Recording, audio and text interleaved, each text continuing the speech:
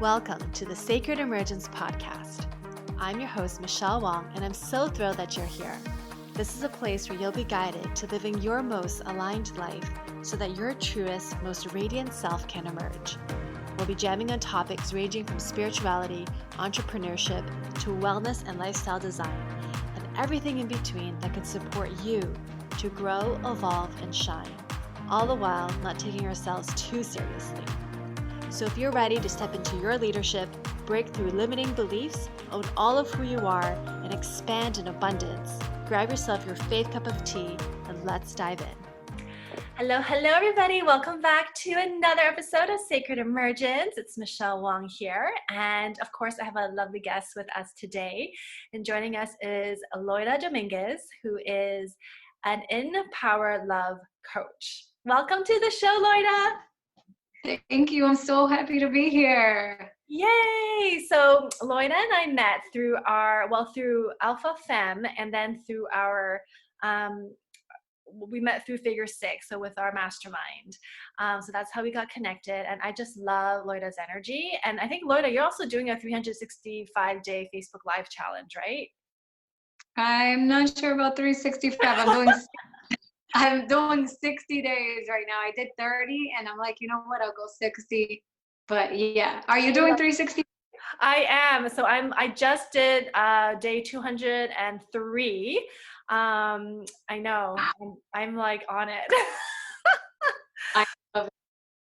Yeah, but I've seen some of your lives and I love your energy, and I was like, ooh, you and I should totally talk more and have you on my podcast, because I love what you stand for in your work and the topic that we're going to cover more of today, which is around the perception of perfection, which is so good. I love this topic.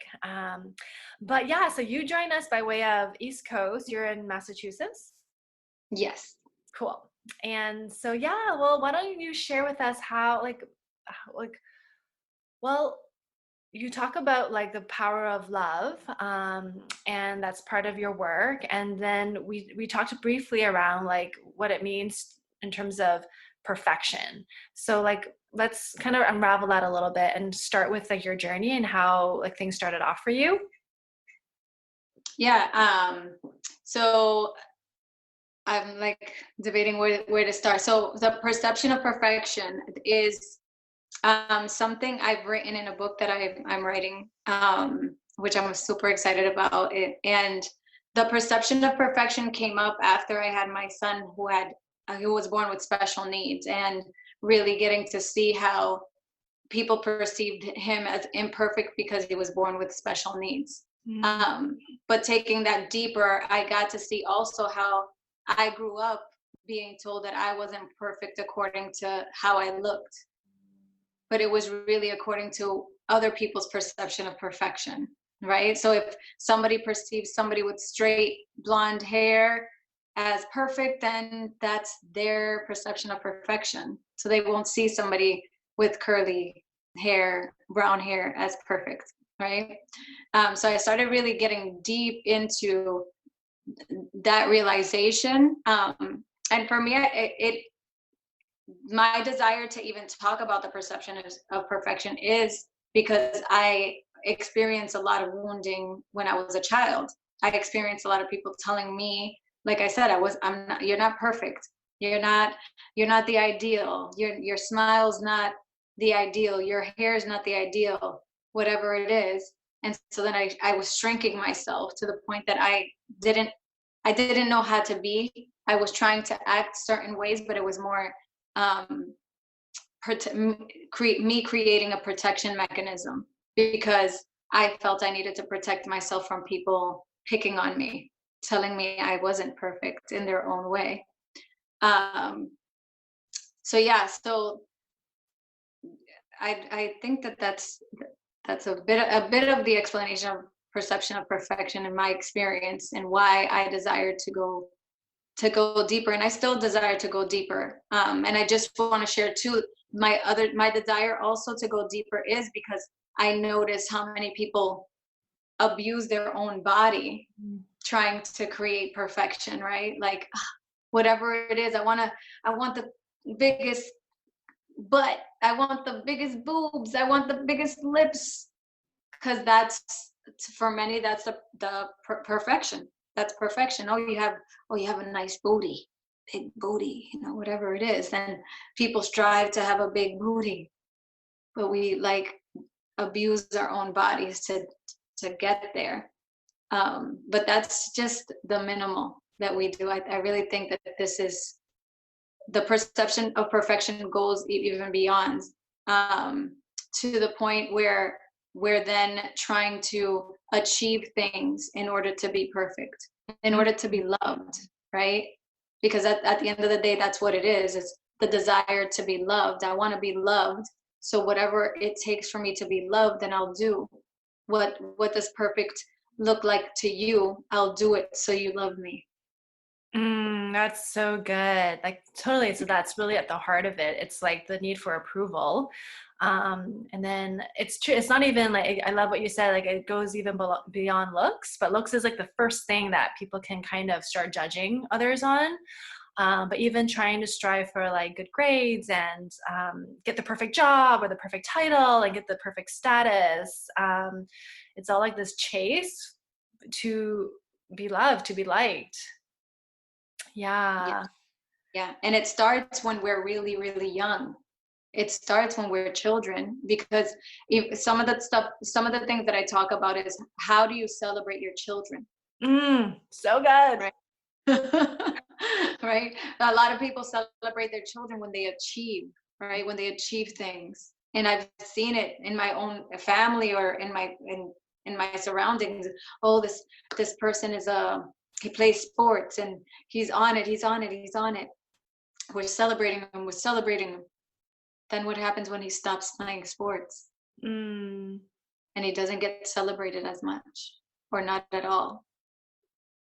Then oh my God. Sorry, I didn't mean to interrupt. I just like had like, you know how you're saying like we celebrate children as they achieve things. And I was, oh my God, that's so true. And like a lot of times like children get celebrated for their birthdays and stuff, but it's like, wouldn't it be so cool if like just out of the blue, right? Like the parents say, we're going to celebrate you because you exist. Like, wouldn't that be amazing? Like not even birthday, but just like you're here and we love you and we're just going to take you out and have a fun day. Like, I think if that was me, I'd be like, wow, that would be so just the fact that I am who I am. And just having that be celebrated I think that would make such an impact on me and how I carry myself in the world as an adult. Yes. Even that. Yes.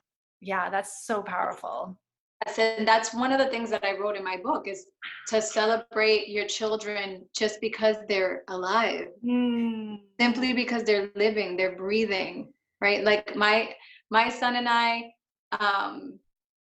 he wakes up and he sings happy birthday sometimes, just happy. And it's not my birthday, but for him it's birthday. And so he's like, I want to sing happy birthday. So we sing happy birthday to each other. And it's like this big, amazing thing. It's a celebration, because in essence, we're born every day. Right. True. Every time we wake up, we live another day. Yeah. And so he sings happy birthday, and he'll sing happy birthday multiple times a day. My son he's in celebration. And sometimes his father takes him every other weekend, and sometimes Wednesdays in the evenings. When he comes back home, the way that I greet him when he comes in is like, oh my God. He like looks at me like with this big smile, because I'm like, Nicholas, you're home! Yay! Oh, that is the sweetest. I've seen parents greet their children after they come home from school. And it's not always nice. Put yourself away. Do that. How was it in school? Did you behave? I don't even know if I want to come home. Right? It's like, oh God, parents. Yeah, totally. They want to get out. When can I grow up? Oh my God. Yes. And the thing that I wrote in my book, it's called, I mentioned that we raise achievement junkies. Let's raise achievement junkies. And what happens when somebody's an achievement junkie is that when the way that they were celebrated doesn't work anymore for them. Like, right, if that was a high that they were getting from that, when that doesn't work, then they look for other ways to get high. Oh my God. That's really like profound right there. Yeah. And it's not just, and then they start, people legit, I go to drugs or alcohol, and they're looking for, but I mean, I could go all the way deep, because I can go as deep as what I believe people are searching is for the experience of whatever you believe God is. They're searching, people live searching for the experience of God through achievements. But if we're not aware of that, then we go looking for the experience of God. You know, one of the things that I wrote about is, obviously, you know that I'm a coach. So there was a time that I was exercising in my kitchen, and this was years ago. I was exercising in my kitchen. And I'm like, I want to figure out what I'm going to say that I am as far as coaching. Like, what is the niche, whatever. Because I honestly have never been good at those wording things. I'm like, all right, you know, I'm waiting for me to channel in what it is. So I'm exercising, and all of a sudden the word heroin came to mind. But not heroin as the hero, as feminine hero, but heroin as the drug heroin. And it could be similar to hero too, but heroin came to mind. And the thought of heroin is the most addictive drug in the world came to mind. And then all of a sudden I saw heroin split in two. So it said hero in. And then at the end it was, if you try to find your hero in anything other than God inside yourself, you will always be lost. Oh, that is so good. That's some powerful exercising in the kitchen. I'm like, I don't do anything, typical. I love it. That's powerful. Yeah. It's like it's kind of like our own inner divine, like our own inner divinity within us. And until we see that, we're going to always be striving for something external to validate us or whatever it is. Oh my God. Yes. Yeah. Yeah. Yes. And alcohol, some alcohols are called spirit. Right? Oh, it's so interesting. Yep. So interesting. So to me, it's like, why, like, if I really look at the depths of alcohol and what are people reaching for, the hero in, right? Something other than whatever we call God inside or spirit, right? We're drinking, we're like looking for spirit. That is so good. Wow, I love that. So in your book, like, tell me more about the book. Congratulations, by the way, on writing your book. Yeah, so what is it about, if you're able to share it? So my book is about most of humanity's attachment to their ego as their identity. So good and so deep. Oh my goodness. Yeah. And so I write a lot about how we attach to our thoughts, our emotions, our past and our future as our reality now. And we live like in a distorted point of view rather than what happens when I'm able to, and we are, whoever is reading, right? You're able to be present with the past, the future, your emotions, and know that those are parts of you, but not who you are, right? That you are this moment, this breath, this step. And from here, then you have choice to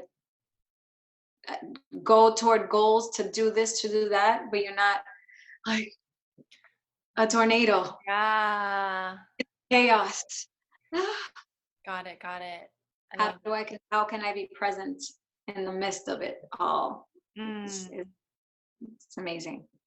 So how would you, if somebody is reaching, for external stuff to validate who they are and striving for perfection, like how would you guide someone to start looking back within themselves? That's a good question. Well, that's what my 30-day workshop is about. It's the Golden Goddess is, for me, it's first to become aware that. So one of the analogies that I use for the Golden Goddess is that of the spider and the web. So if you're a spider and you create a web, and then all of a sudden you believe you're the web, then you're stuck. Oh, that is good. Right? Yeah. But what if you remember that you're the spider that created the web? Then you're able to move. Then you're able to continue to create. But most of us create webs, and then we think we're the web that we created. That is so powerful. Loida, my mind is being blown.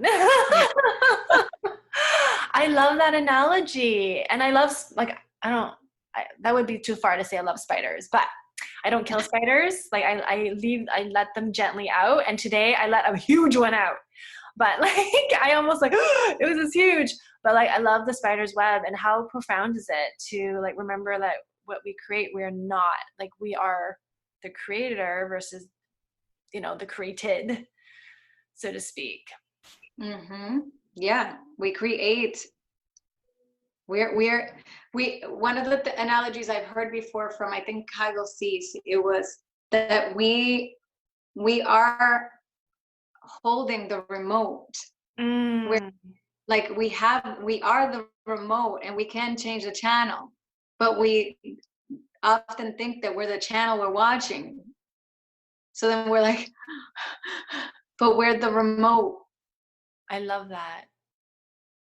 Like, how we and I studied Buddhism. Like, I'm in mystery school right now, and I'm in my 3rd year of mystery school. So mystery school is the study of ancient religions and all that can't be seen.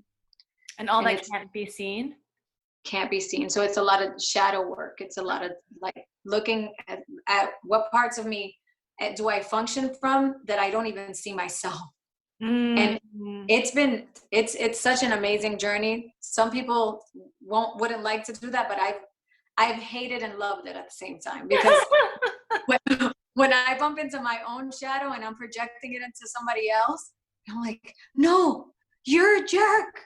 And then all of a sudden I realize, oh, I was the jerk. It was me. Oh my goodness. It's really, it's for me, it's reclaiming my power. Yeah. Shadow work is reclaiming my power, because at first it feels, for my ego, it feels like, no, I'm right. I'm always right. And you're wrong. And then when I can own that, no, I actually was projecting something onto someone else. And this is a healing opportunity for me to become more aware of myself. And that's freedom. That's power. Yeah. So I've been studying. I'm like drawing a blank of why did I mention mystery school? Because we were just talking. She's like, I forgot to. I love it. But yeah, so I think that I was just saying that we often just give our power away, rather than what happens when we look inward to see the depths of when I see the depths of my shadow, I am in my power. I'm not just light. Yeah, I love that you said that, because like, I mean, it's like light worker. I don't even like to call myself a light worker, because it's like so much light, and then we bypass the dark, right? And the dark is where it's all the good stuff. That's like where the real work is, and it's so free. And the dark is feminine too. The dark is feminine. Yeah. The sun is right. The sun is masculine, right? It's light, right? The moon is feminine. And it's dark. it's dark, it's moody, it goes through all the phases, and sometimes you don't even see it. It's in its shadow. And then sometimes it's so bright. I love that. And I love that you just brought that up, because really some of the stuff that I write is about how we've been taught that the masculine is the most powerful ever, right? Like it's ego driven, right? Like for me, masculinity is mostly ego driven. Like it's go, go, go, go, go, right? But for the most part, I was taught that that was like better. Yeah, me And too. right, and females, and as a woman, right, that women aren't as good as men. Mm-hmm.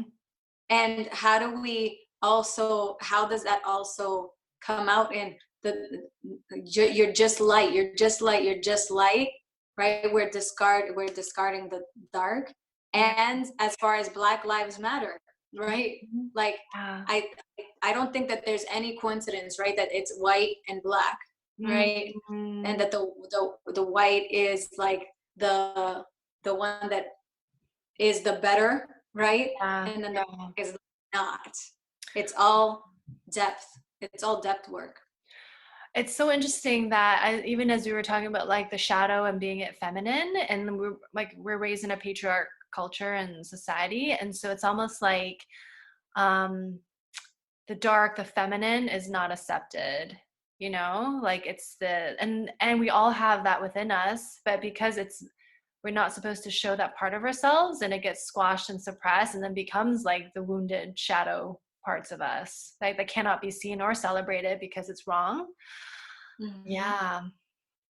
Yeah, yeah, and it's women, like it's like, and from the coaching that we're doing now, like a lot of the calls, even with Melanie, really like that there's so much power we have as women, that the feminine, there is so much power, there's so much power in being. I remember I was in my last relationship, the guy was very do or die, like I'm gonna do. And I was in a place where I just wanted to sit. It's not that I wasn't doing anything, because I'm a mother and I had to do stuff, but I wanted to sit a lot. I was really examining my mind, my thoughts, and that's what I was just doing. And he's like, you got to do something. You can't just sit. You got to. And I'm like, what? Like maybe you're doing things a certain way, and I'm doing it this way, and it's okay. I don't want to do it that way anymore. I don't want to work 5 jobs. I don't want to do that anymore. I Mm-hmm. want to sit. But I saw how he was projecting that it was wrong to do the work the way that I was doing it. Mm-hmm. Right? But that's just somebody that's hooked on how to do it. No, there's this way, the masculine way, and you got to go get it. And if you want it, you got to go hard. But Yeah. what if that's his way, or a way, but it doesn't have to be mine. And Mm-hmm. then embracing that way all the way, I'm neglecting my femininity. And there's Yeah. so much power here. And So much power. yeah, and it also, like, I think it can be for someone who's like more in the masculine, it could be daunting to not do anything, right? Just to be, right? I mean, I know there's the fine line between doing nothing because your fear of being in action, or fear of being like of doing the next thing that can help you, like, like there's a balance of like, I'm just being, I need to rest, and it's a conscious decision, versus always being in doing mode because there's fear. And I don't even remember what my point of that was. Oh, versus like the power of just being present and just really the being, right? Like, because there's power in just that, like, I'm in my energy right now and I'm just here. That's feminine. Yeah. Yeah, that's present. I'm obviously very spiritual. I mentioned God a lot. I don't practice religion, but I'm very spiritual. I believe in a higher power. And one of the things that I one of the things my book is about being present. It's Mm-hmm. being here and now, right? Being home. You're home here. Um, and I remember one of the things that I wrote was after I spoke to this man that wrote a book that I highly recommend. It's Monday Only in Your Mind. I love it. Yes. Um, and the author's name is Michael Kupo. But so we've talked on the phone several times. He's become a friend of mine, and we are like-minded, so we can have these deep conversations, so it flows well. And one time I was speaking to him, he said, you know, when I tell people to go meditate, I often tell them to go sit. Because if I tell someone to meditate, there's often a preconceived notion of what that's supposed to look like. So people are in their heads thinking about, how do I sit? What do I visualize? Which defeats the purpose. You're in your head, figure it out, right? Am I supposed to sit like this? And what am I supposed to do? Am I supposed to not think? Right? You're in your head. I love so that. after, right? And so then after I finished talking to him, I was like, you know what? I'm gonna go sit. So I went and I sat at the edge of my bed and I closed my eyes, and the first words that I heard were, be still and know that I am God. And then what happened next was the words came through, God is the stillness, and God can only be experienced in the stillness of our minds. That's good. God is the stillness, and God could only be experienced in the stillness of our minds. But how many of us are in our heads all day? Yeah. Doing. Yeah, it's like the busy having to keep up. Yeah, because it's uncomfortable being still. Yeah. It's like uncomfortable being in our feminine. Even if like men, right? Like men have masculine and feminine energies within them. And so it's like part of the leaning back, you know? I think that's the challenging part for everybody. Yeah. But my ex, after he was with me for so long, he was like, I feel like I've been in your workshop. And I was like, I wanted a man. I didn't want a student guy. But it is what it is. But now he's into a lot of the stuff that I was doing while we were together, and that I continue to do. He's very spiritual and in a different way. He was spiritual before, but it was still like masculinized spirituality. Now it's more like Zen and meditation and soul work, and I'm like, okay, good. Look at you changing the world one man at a time. I transform the man I'm with. I love it. That's awesome. So in terms of like your work, because then I'm assuming like because you're the love, like in love power, and remind me again.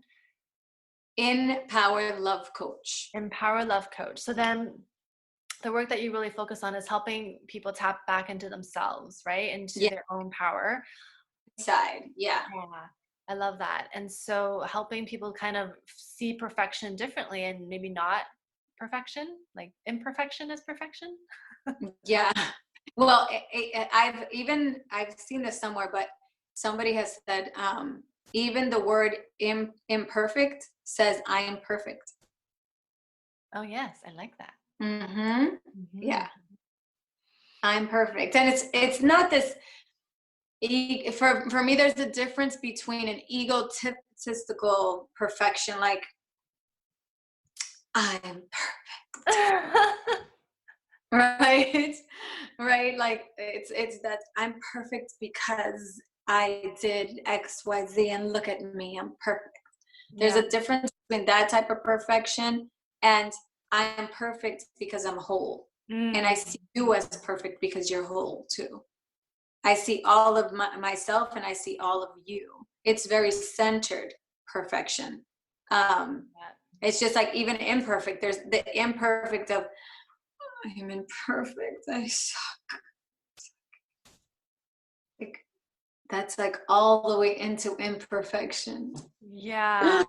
And it's like, well, that's everybody. Like we're all imperfect. So right, rather than there's parts of me that aren't perfect, and I don't always make the right choices, and I don't always win according to society, whatever it is. But I'm not run by that. Like I'm imperfect. Like, okay, I'm learning. I get to learn. I get to grow. I get to expand. Like from center, I get to do this. Like life. right? Rather than I get to, and obviously recording this so people can't see me, but I'm opening my arms and I'm getting closer to the phone, like just totally open, wide open to life and what it has to offer and what I get to learn, how I get to be, you know, rather than being controlled by what I imagine I should be and how I should be and how should I should look, and Yeah. because gonna judge me and Yeah, no. there's so much about that. It's like our self-acceptance is huge, right? And even like when we do something different, but it might be different. Obviously, if we do something different, it's different than how other people are doing things. But it's like, but if we are able to like accept how we do something our way, then it's different and it's creative and it can bring new ideas. You know what I mean? Like even like I'm like putting a masterclass together right now. And part of me is like, well, how do other people do it? I'm like, wait, it doesn't matter what other people are doing. What matters is what I'm doing, what's in alignment for me and how I want to do it. And like, so for example, today the price is it's $38 and tomorrow it's $39. I'm like, it's $1 difference. But like I have a purpose for that because like it's alignment with my birthday and like I'm using it as like my age for setting the price. I'm like, that's fun for me. And so it's like basically the first 2 days is almost the same price, but I wanted to make it like meaningful. But I was thinking, well, who does that? Raise the price by $1. I'm like, well, I do. You know, Yes. and it's an alignment for me, and that's what works. So I Is didn't. it your birthday? No, it's not today. It's a Saturday. My birthday's on the Mm. 4th of July. So Oh yeah. yeah. So anyway, so like if we're trying to be like other people are doing like they're trying to figure it out as well. So there's no real standard. We get to make up the standard. And I think we forget because it's so easy to look outside ourselves and forget that who we are as we are, like our opinion matters. You know what I mean? Yeah. Yeah. And that you're right. Yeah. You're right too. Right. And that other people are right for themselves. And what to me that what makes the flow happen as far as what we're doing in our businesses, right? For me, it's when I'm in my flow, it's because I'm just right for me. And the more I'm right for me, the more I attract the people that want to connect to me rather than I gotta be right because according to what she's doing, and maybe I should do what she's doing, and then I'm like all twisted and I'm like I don't even know, I'm not even bringing my full light because Right. I'm actually dimming it. I'm dimming my light when I'm trying to be more like other people. Right, or trying to like make it so that it pleases someone else so that they can like, yeah, there's a lot of tweaking and like adjusting, so much so that it loses your power and your essence because it waters you down. It sounds like manipulation a little bit too. Yeah, if we Like, allow it. right, I gotta manipulate the price, I gotta manipulate and you know what's crazy? Look at the first three letters that manipulation starts with. um, right. Man, manipulation. Let's not hate the men. The poor men. It's like, what? I didn't make up that word. Oh. Yeah, and I totally am. I obviously love men, and I know for a fact I'm masculine and feminine inside. Like we're made from a woman and a man, right? So it's fully accepting all of me. But I think that it has been a misconception of like everything. It's a man's world. It's a man's world. How Yeah. about we keep that up a little? However, this is a woman's world too. Yeah. Balance that. Yeah, that's why I even painted a statue in my house. There was a statue I painted, and when I finished it, I knew that the statue was going to be called "God is a Woman Too." God is a woman too. Yeah, it's funny how like when I have conversations with people and we talk about God, it's always like he. And in my mind, I'm like, she. just kind of like, let's change up the pronouns for a bit, because really it's like the divine's just energy. It's, not really like a man, but it's just funny. Like my mom automatically say, or she, or she, or her. Yeah. And she has he in it too. S-H-E. She. Yeah. So she has both. Yeah. There you go. It's all inclusive. Oh my goodness. That's awesome. So going back to our original conversation around perfection and perception of perfection, what was my point of circling back to that? It's like, do you tell people, like, if they say something that's, oh, I don't know, like, do you give them feedback? I'm just curious. Like, feedback for what? Like, do you give, like, do people still say things like that to you around, like, oh, I don't know, your hair's like my smile or my yeah, hair? or whatever, if they, pick on like a physical attribute or something, like, do you give them feedback around that of saying, actually, no? Honestly, like now I haven't experienced it I don't even remember the last time.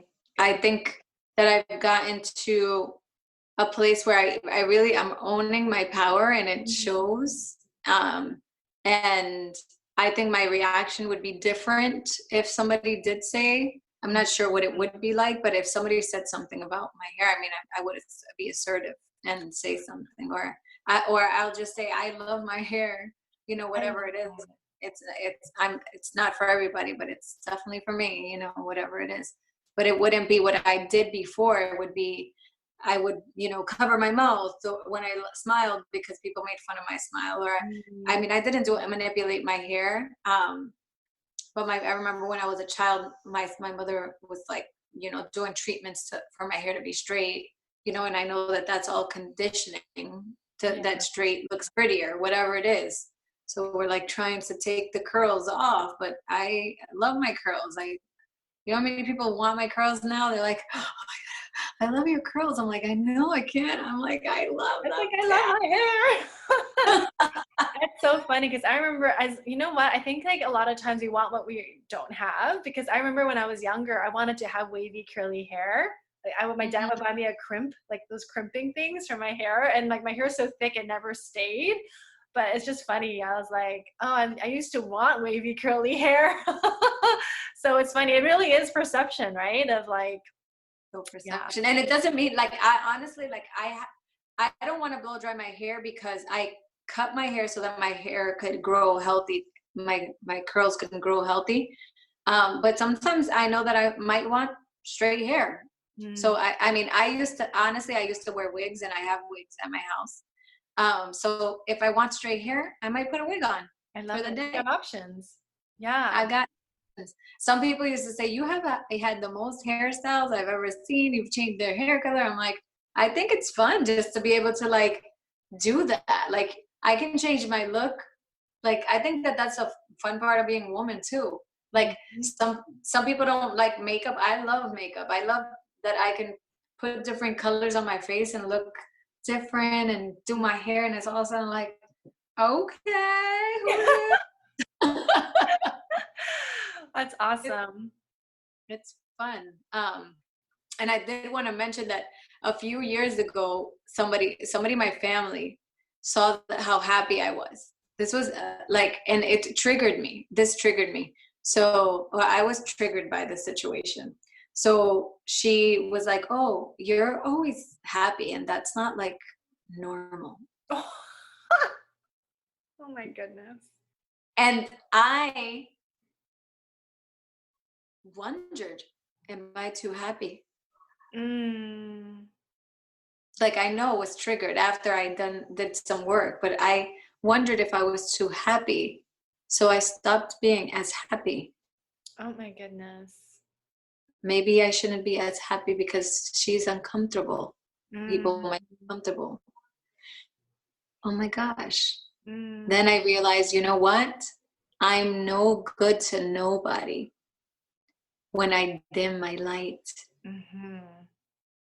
I am not good for myself and I'm not good for anybody else. I'm supposed to shine. We're supposed to shine. Mm-hmm. That's what helps people remember themselves. Mm-hmm. That's what helps people remember. If I'm dim, then I don't shine and I don't get to show people what is possible. Mm-hmm. Oh my goodness, that's so good.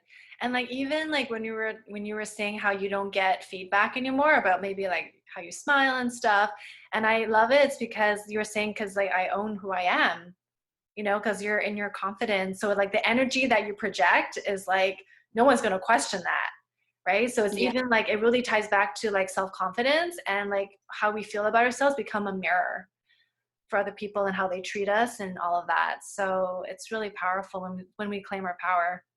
Oh my God. And yeah. And I know that when I wasn't solid in my power, and sometimes I'm not. So like I'm not saying that I'm always solid in my power. Sometimes trust I'm not feeling good. I'm triggered everywhere. Why life is not good. I'm not happy. But now that I'm solid, like I get to notice even when other people are triggered by me, and I'm not in reaction anymore.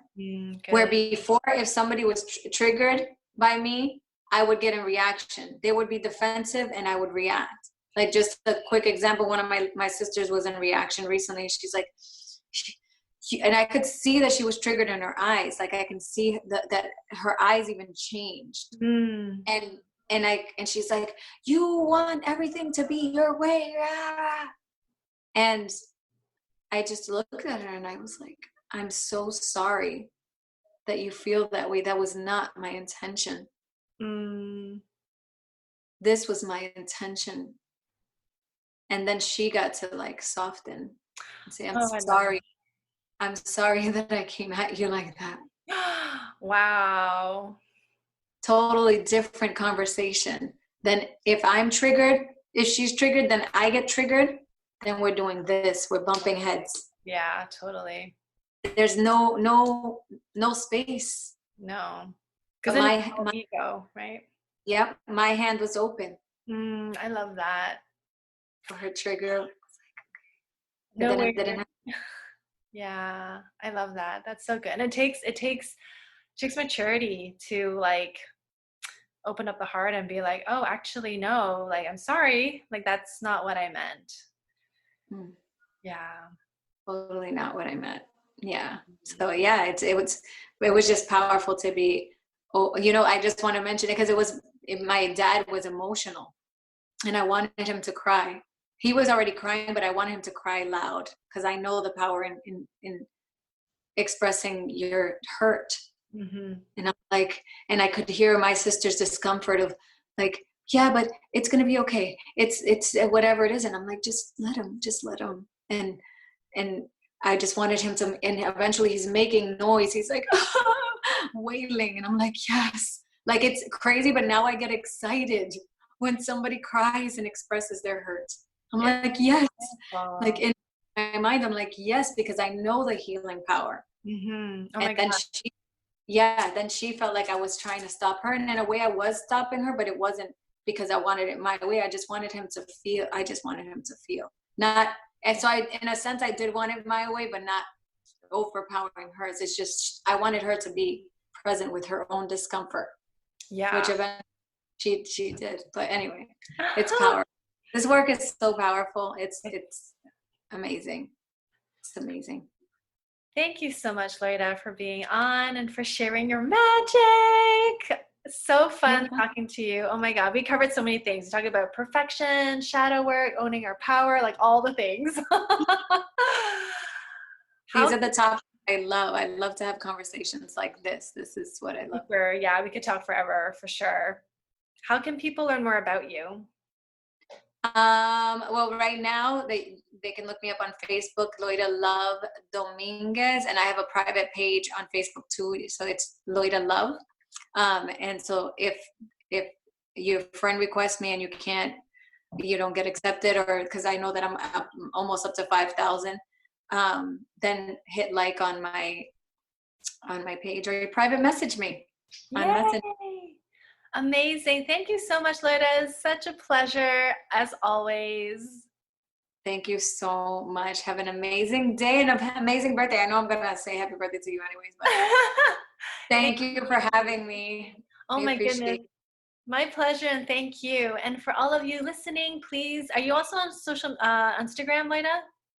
Instagram, yes, Empowered Love Coach. Empower Love Coach. Okay, so tag us on Facebook and on Instagram. Share this episode if it resonated with you, and we will share it back. Thank you so much, everybody. Tune in next time and see you soon. Bye.